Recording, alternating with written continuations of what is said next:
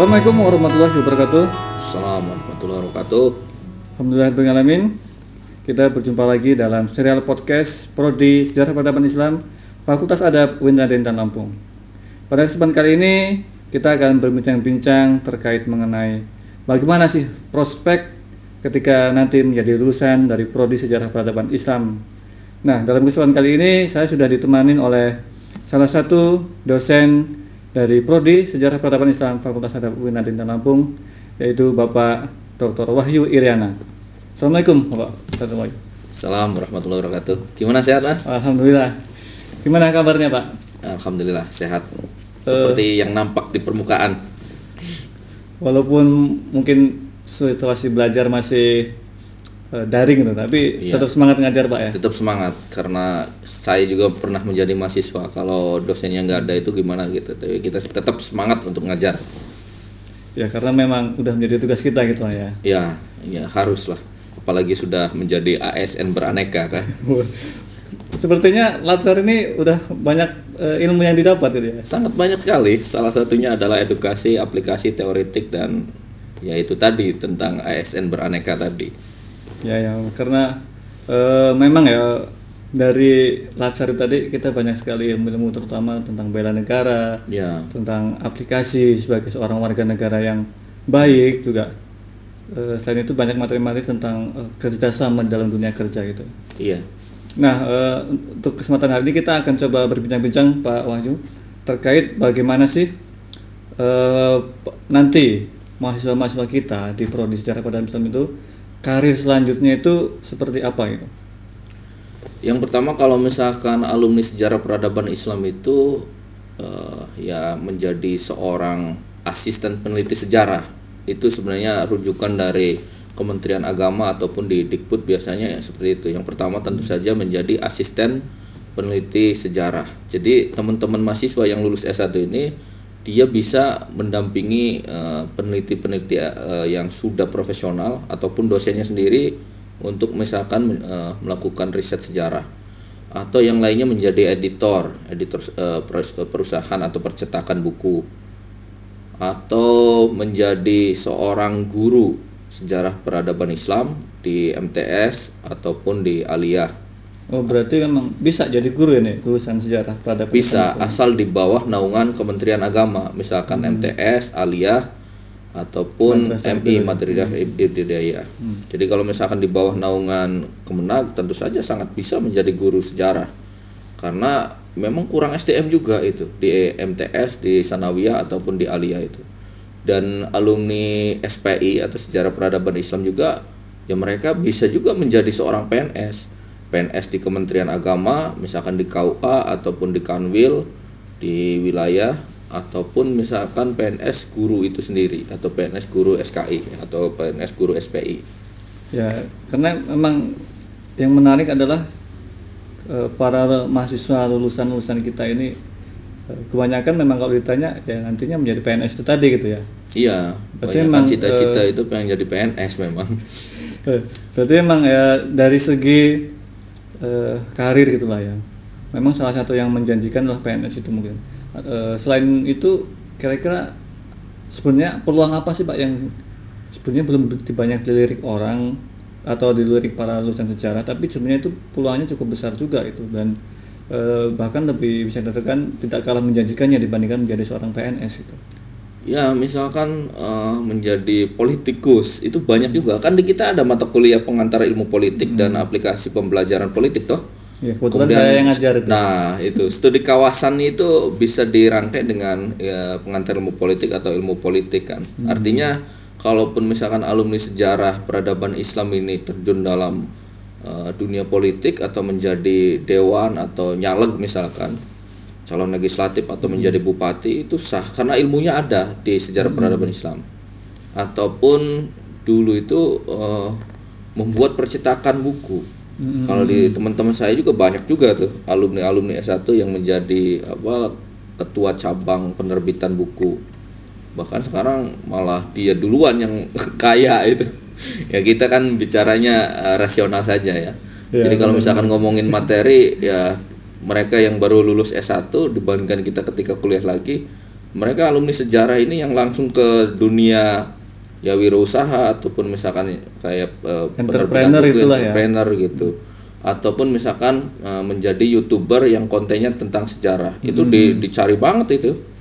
Misalkan mereka menjadi pemandu wisata sejarah, kan banyak ini. Atau misalkan di wilayah Sumatera ini misalkan kita pernah misalkan tentang monumen Krakatau misalkan yang terjadi 1883, itu belum banyak yang ungkap. Atau misalkan museum tentang transmigrasi, atau misalkan kampung Bali, kampung Arab, kampung Cina, itu kan ada gitu di wilayah Sumatera ini, khususnya di wilayah Lampung lah gitu. Jadi konten-kontennya sangat banyak untuk dijadikan konten YouTube kalau misalkan pengen fokus misalkan di dunia YouTuber gitu. Tapi kontennya berbau sejarah gitu. Itu tadi yang menarik bisa menjadi konten kreator itu lah ibaratnya. Ya. Nah, kebetulan juga di prodi sejarah peradaban Islam Universitas dan Lampung ini ada mata kuliah sinematografi juga itu kan ya. Itu. Jadi memang ilmu-ilmu baru ini atau ilmu terapan yang aplikatif harus sesuai KKNI itu kan memang aplikatif, ilmu-ilmu yang aplikatif ini harus terus digali. Termasuk misalkan sineas perfilman.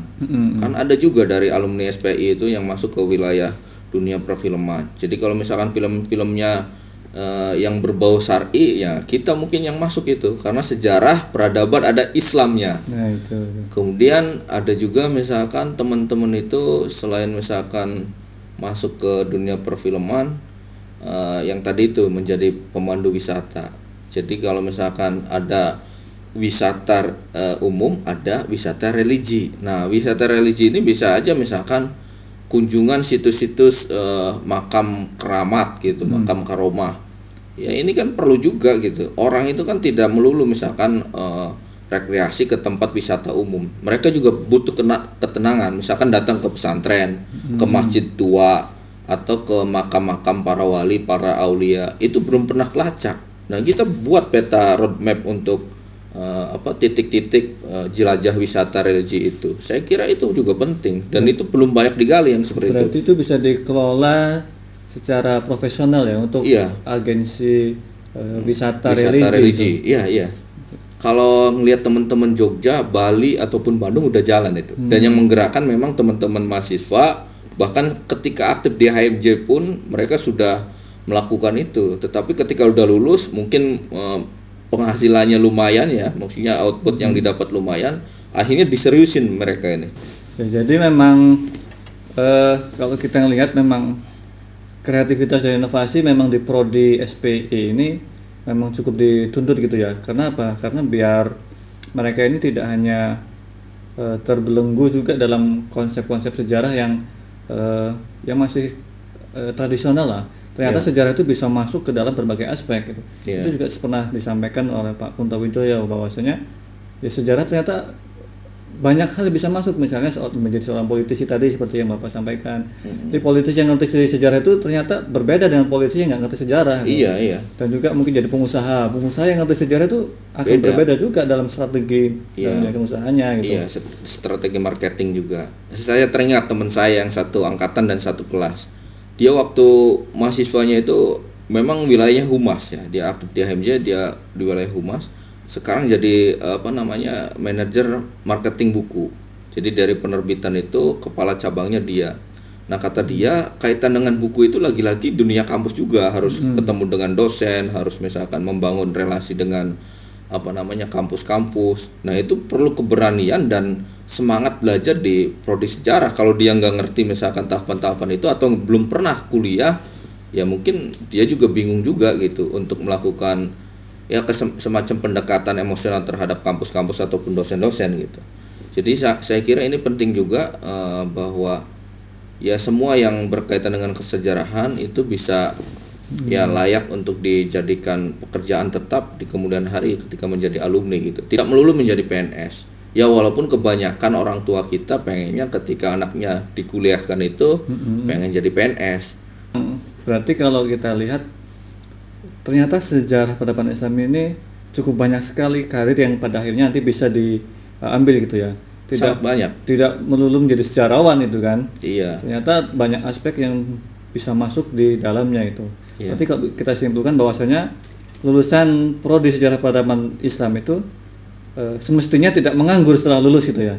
Pasti tidak menganggur, apalagi dia ketika jadi mahasiswa aktif atau aktif melakukan komunikasi dengan sesama pertemanan, kemudian modal kedirian pribadinya bagus, aktif di organisasi, terus kuliahnya benar. Artinya benar itu ya sesuai tertib administrasi di kampus. Ketika waktunya kuliah mengerjakan tugas dan hadir ketika tatap muka, melalui proses perkuliahan dengan baik dan benar, insya Allah itu tidak ada yang menganggur. Ya, jadi itu tadi sobat prodi sejarah peradaban Islam, di mana tadi sudah disampaikan oleh Pak Wahyu bahwasanya ternyata berkuliah di prodi sejarah peradaban Islam itu tidak terbatas saja hanya nanti menjadi seorang sejarawan saja, tapi banyak sekali ruang-ruang pekerjaan yang bisa dimasuki oleh sejarawan.